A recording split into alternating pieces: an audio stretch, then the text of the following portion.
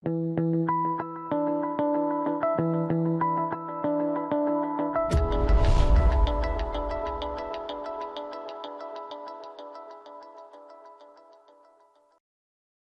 guys, this is Grant Coombs III, aka Balbomb, coming to you for another video from CardRunners.com.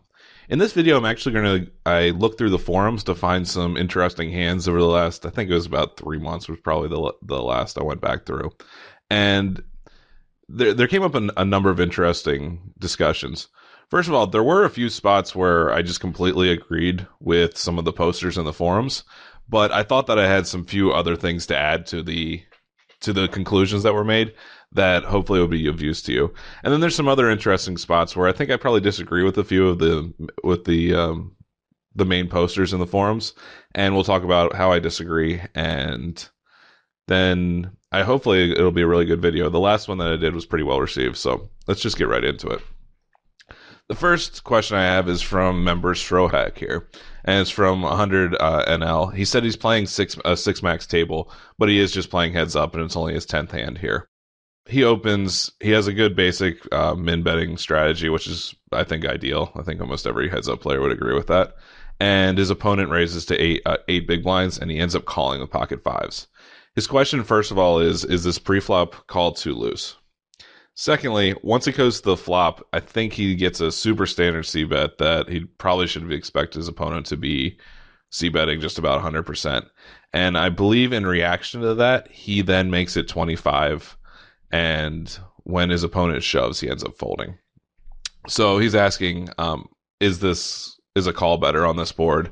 And if he's raising, ultimately he's asking, should I be raise calling off? Well, there's a few things. First of all, I think a lot of the members handle this pretty well. I think that calling pocket fives is just a little bit too loose, heads up. One of the key situations here is he said that he only had 10 hands on the opponent. And if I'm going to be calling with a pocket pair like this, it's going to be with a lot of information. And probably most of that information is going to say, okay, he only likes barreling one street, or he's going to be checking a lot of flops as the 3-better. And because that read just doesn't happen all that often right now in the current games, particularly in a heads-up situation, then I really don't like calling, because just playing for set value 100 big blinds deep is going to be very poor with pocket fives. And ultimately, we're going to be left in a lot of guessing games, making this a pretty unprofitable call here. I think it's very clear. So the next question is, and I think the more interesting thing is, what should you do if we get to this spot with pocket fives? Does this play better as a raise or a call? And I think, again, this is a rather straightforward answer, that I think you should be calling right here, because first of all, we don't have any information on the opponent, and we also don't know what his tendencies are in terms of just 3-bet shoving. I know a lot of players just having the ace of spades here would be enough in order to just shove, meaning that they don't have a draw now, but they have a backdoor ace of spades draw, and they're thinking, at worst, I'm probably at 6 outs and maybe 7, considering they have a backdoor draw. And if they have a hand such as king, queen, king, jack, I could also see a number of players shoving here. But the other problem is, what does a player do if he has something like king 7?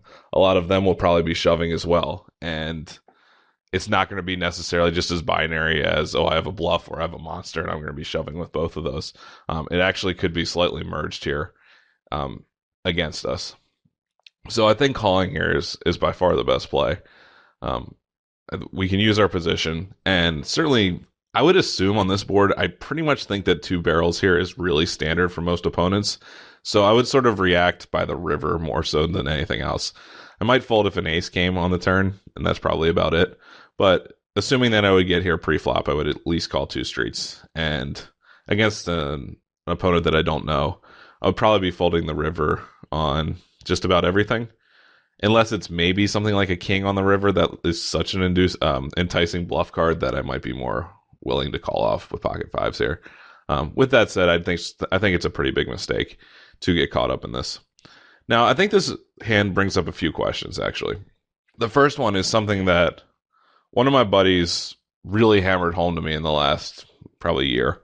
And it's something that finally has clicked in my head, but it's something that I see players just make constantly as a mistake. the concept is if you're going to be bluff raising with a low pocket pair, that means that you should be bluff raising with absolutely any two cards. Because low pocket pairs are going to have the absolute lowest amount of manipulative value, meaning that you're not going to improve very often. Obviously, you have the two outs, and then in this situation, we'll be giving ourselves at least 5, probably 6 outs here. But that's the lowest case situation that we can hope for, right?